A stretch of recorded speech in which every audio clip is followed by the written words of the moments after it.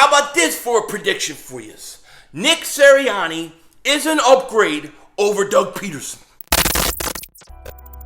18th pick in the NFL draft. Hey, make us lunch. We're hungry.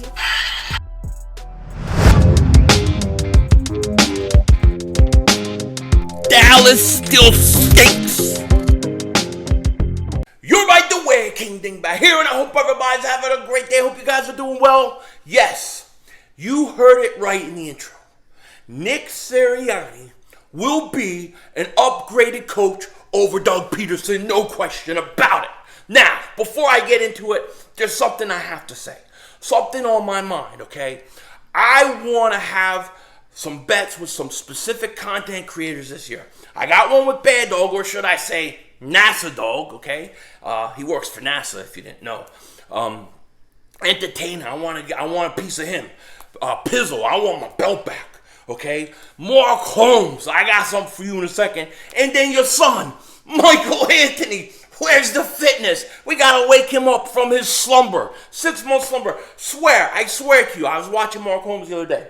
Right, I'm sitting there watching Mark Holmes live stream, and you know he's got like 2 cameras, right? Because he's got like 80 cameras all over his house. His wife is tripping over wires, all that crap. And I'm sitting there, I'm watching, and he's streaming, and he's got Michael Anthony is like his special guest, I guess. You know, and I look, and Michael Anthony wears the fitness. He goes like this. He's like doing curl. He does like 1 curl with no weights, 2 curls with no weights. Sorry, guys. He kept yawning. Guy's gonna fall asleep after 2 weightless curls. My God, Michael Anthony wears the fitness. We gotta go after him. Mark Holmes, I got something for you. And I've been thinking a lot about this, Mark. I don't want to just do if the Eagles sweep Dallas or if Dallas sweeps the Eagles. I want to go all or nothing. All or nothing on week 3, Sunday Night Football. Advantage you, Mark. It's in Dallas, right? You got Dak Prescott. He's back. Your defense stinks. But I want a piece of Mark Holmes week 3. I'm coming for your meats. And I'm also coming for Jobu's head. Because if the Eagles beat the Cowboys week 3, I want Jobu's head. I want you to accept that bet, Mark. And I don't know what I should do for you. I'll let you make that decision. But come up with something good. Mark. And let's get this bet on. Not for 2 games, not for the whole season. The first game. I'm giving you the advantage because I'm going to double moonwalk that ass. Way rerun style. I'm coming, Mark. Coming for the meats. And the head. You know what I mean? That sounds so bad. But hey, look, we don't say pause around here. We do it. You know what I mean? Anyways, in this video, I said earlier, Nick Sirianni, right? Nick Sirianni is going to be an upgraded coach over Doug Pederson. Now, that may sound crazy. That may sound weird. How can you say that when you have a coach in 2017 who won a Super Bowl? How is this guy an upgrade over him? And I'm going to say this, you know, and I don't mean disrespect to Doug Pederson, but let's be honest. When Frank Reich left in 2017, that offense never looked the same. It never looked the same. It never acted the same. It was not the same offense. Frank Reich was the mastermind behind the 2017 offense.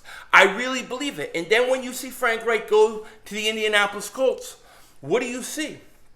You see an offense that is almost a carbon copy of what the Eagles did in 2017. Do you think that they got Carson Wentz because they're just friends? No, they got it because it's the same offense that he was successful. He had an MVP year and got ripped off, by the way. So I know that sounds bad, and you got to give Doug credit for a lot of things good that he did. He was very good with the players. The players liked him. They played hard for him. I don't want to take any of those things away from him.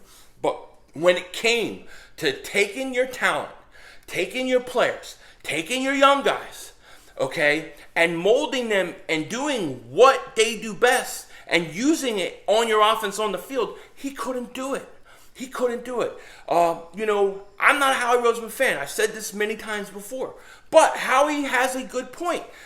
Did I draft the right guys, and yet this staff, this coach, could not develop the talent around it? That's the case that Howie Roseman has made. That Doug Pederson and that coaching staff could not develop the young players, that they were good. They probably saw Rasul Douglas go and succeed somewhere else. They saw Sidney Jones go somewhere else and succeed.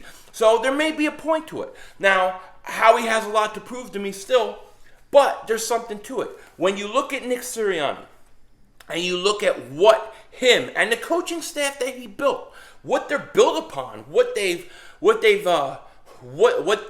reason they were hired for, is to develop young guys. And Nick Sirianni has said this so many times. You don't just try to get a guy and put him in an offense and say, go ahead and do it. Do what we tell you. You're not trying to put a square peg in a round hole. What you want to do is you want to take the players that you have, take the talent you have, and use them to their benefit. Do what they do best. I think it was Dick Vermeil who said this. It was either Vermeil or Parsons. I can't remember. But it was an old coach, great coach, said a test of a really good coach, and how you know a coach is really good, is a coach that can take the talent around him and build an offense or a defense around that.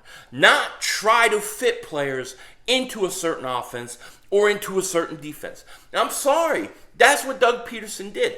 Look at Carson Wentz. Carson Wentz 2017, MVP season. Okay? The Eagles, they lose him in the playoffs.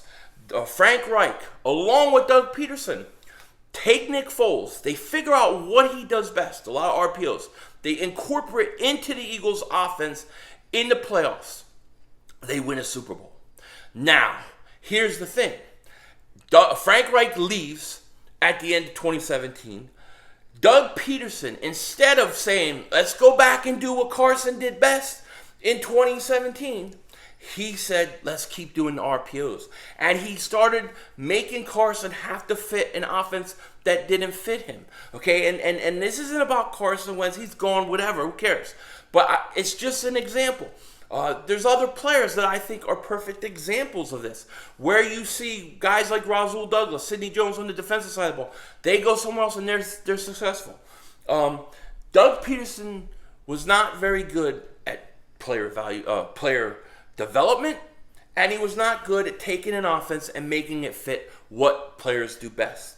Okay, so when you look at those things, and you look at Nick Sirianni. Now, a lot of people get caught up in Nick Sirianni's his press conference. That meant nothing to me. That meant nothing. The guy was nervous, okay? But when you actually listen to what he says, he knows what the hell he's talking about. And you're going to see an offense much more reminiscent of that 2017 offense. I expect Miles Sanders to have a monster year.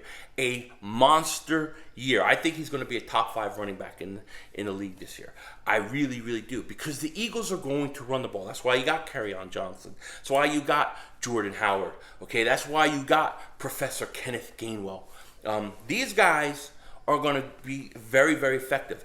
And if he uses that running game at all like the Eagles did in 2017, yes, the Eagles are going to be competitive. I really think so. I mean, it's going to come down to health. It's going to come down to Jalen Hurts.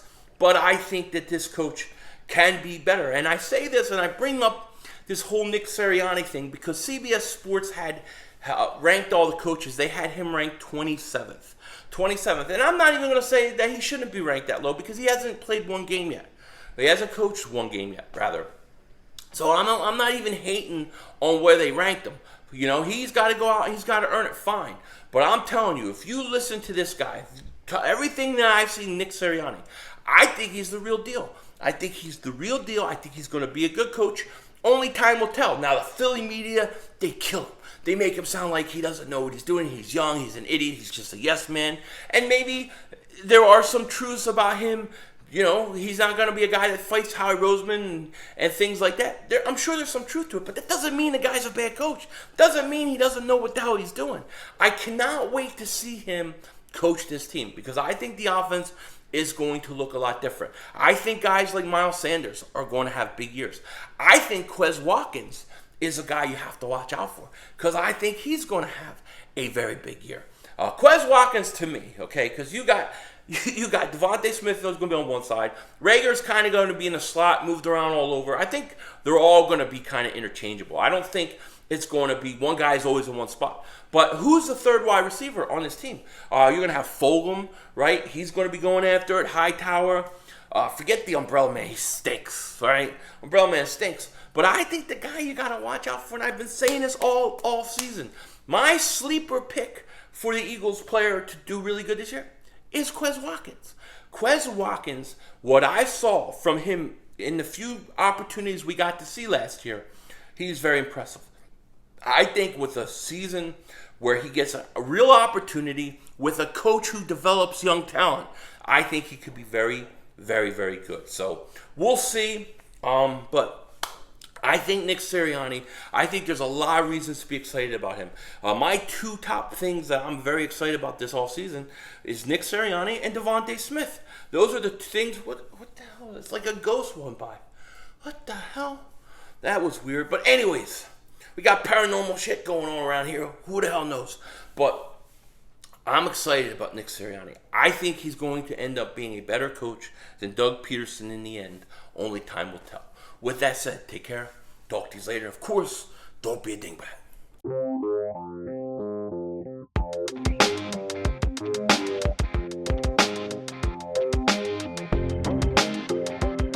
Let's go ahead and do one more drawing tonight. We're going to do one more drawing. I've got so many people that are up here super chatting and everything else. Hooking a brother up because Lord knows we'll be buying some extra stuff for the Hall of Fame trip that I cannot wait to get you guys. Here we go. All right, we're giving away another one tonight. And another one. Uh-oh. It must be another. What? Who? Who? Oh. Fuck no. I was like, did I really just pick that one? I'm just gonna throw that one in the trash. Oh, no, I would, no, because you want fair and square. So I dig in there. How the hell does Philly 500 win one of the damn trophies? I mean, he did do three Super two. Congratulations, Philly 500. They even have a trophy to go with his wife. I got all of these great fans here that support my channel, and I got a jackass, and I mean a jackass, who ends up winning.